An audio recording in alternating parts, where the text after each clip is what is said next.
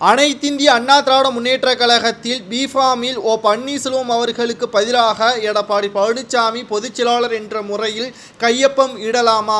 ஏற்கனவே வழக்கறிஞர் ராம்குமார் ஆதித்யன் ஓ பன்னீர்செல்வம் அவர்கள் மட்டும்தான் கையெழுத்து இட முடியும், இல்லை என்றால் அதிமுகவின் அவைத் தலைவர் தமிழ்மகன் உசைன் அவர்கள் கையொப்பம் இடலாம் என்று தற்பொழுது தேர்தல் ஆணையத்திற்கு கடிதம் ஒன்றை அனுப்பியிருந்தார். இதற்கான பதில் கடிதம் தற்பொழுது தேர்தல் ஆணையத்திடம் இருந்து வந்திருக்கிறது.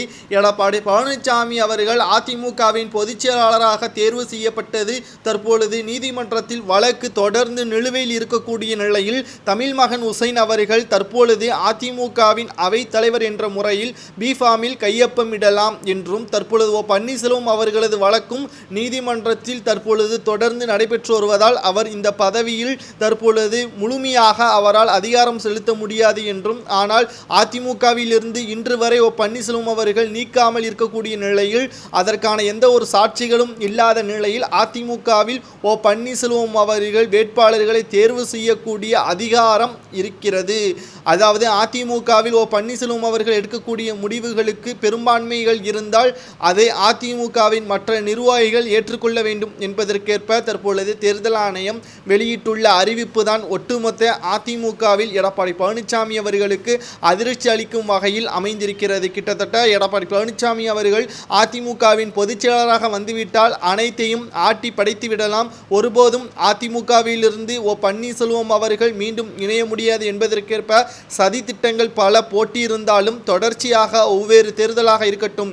கடந்த முறை ஈரோடு இடைத்தேர்தலை நாம் மறந்திருக்க முடியாது. ஏனென்றால் இரட்டை இலை சின்னத்தை 2 பேருக்கும் தேர்தல் ஆணையம் வழங்கியது. கடைசியில் ஓ பன்னீர்செல்வம் அவர்கள் அதிமுக வெற்றியடைய வேண்டும் என்பதற்காக விட்டு கொடுத்தார். ஆனால் எடப்பாடி பழனிசாமியோ பணத்தை பெற்றுக்கொண்டு தகுதியில்லாத ஏற்கனவே ஈரோடு கிழக்கு தொகுதி இடைத்தேர்தலில் போட்டியிட்டு தோல்வி அடைந்தவரை மீண்டும் தேர்தலில் போட்டியிடுத்து 56,000 ஓட்டு வித்தியாசத்தில் தோல்வி அடைய வைத்து காங்கிரஸ் இதுவரைக்கும் EVKS இளங்கோவன் அவர்கள் வெற்றியடைந்த சரித்திரமே கிடையாது. ஆனால் அவரையே வெற்றியடைய வைத்து விட்டது அதிமுக என்றே நாம் கூறலாம். காரணம் எடப்பாடி பழனிசாமியின் தலைமை செயல் குறைபாடுகள் மட்டும்தான். இதனை கருத்தில் கொண்டுதான் பாமக 3வது பேச்சுவார்த்தையில் உங்களுடன் கூட்டணி வைக்க முடியாது என்று கூறி பாஜகவுடன் கூட்டணி வைப்பதாக அதிகாரப்பூர்வமாக அறிவிப்புகளையும் தெரிவித்திருக்கிறது. மறுபக்கம் தேமுதிக 3வது கட்ட பேச்சுவார்த்தைக்கு தற்பொழுது தேதியும் அறிவித்திருப்பதாகவும், ஆனால் கடைசியில் தேமுதிக 7 தொகுதிகள் ஒரு மாநிலங்களவை தொகுதிகளையும் கேட்டிருக்கிறது. இதனால் பேச்சுவார்த்தை தொடர்ந்து நடைபெற்று வருகிறது. ஆனால் பொறுத்திருந்தான் பார்க்க வேண்டும். ஏனென்றால் மாநிலங்களவை தொகுதிகள் கொடுப்பது அவ்வளவு இலகுவான காரியம் கிடையாது. ஏற்கனவே சட்டமன்ற தேர்தலில் தேமுதிகவை கலட்டிவிட்டதுதான் அதிமுக. அதற்கு பழி வாங்கும் நோக்குடன் தான் தேமுதிக செயல்படுவதாகவும் அரசியல் வட்டாரத்தில் பேசப்பட்டு வருகிறது.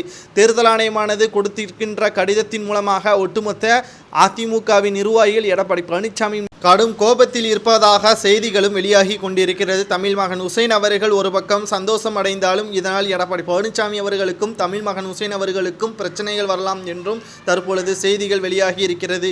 பொதுச் செயலாளர் விட தமிழ்மகன் உசைன் அவர்களுக்கு பதவி முக்கியமா, பதவி அதிகாரங்கள் அதிகமாக இருக்கிறதா என்பதை நான் பார்க்கும் பொழுது நிச்சயமாக பொதுச் செயலாளர் என்ற முறையில் கட்சியின் தலைவராக அவர் செயல்படலாம். ஆனால் அவைத் தலைவர் என்ற பொறுப்பில் ஒரு ஆலோசனை நடக்கும் பட்சத்தில் வேட்பாளர்களின் இறுதி பட்டியல்களை அவைத்தலைவர் முடிவு செய்தால் மட்டும்தான் அதற்கு தேர்தல் ஆணையம் முழுமையான ஒத்துழைப்பும் இரட்டை இலை சின்னத்தை ஒதுக்கீடும் செய்யும். இல்லை என்றால் இரட்டை இலை சின்னம் இல்லாமல் அவர் சுயேட்சையாகத்தான் போட்டியிடுவதாக கருதப்படும் என்றும் தற்பொழுது தேர்தல் ஆணையம் இதன் மூலமாக விளக்குகிறது. இதை பற்றி உங்களது கருத்துக்களை கமெண்ட் வாயிலாக கூறுங்கள்.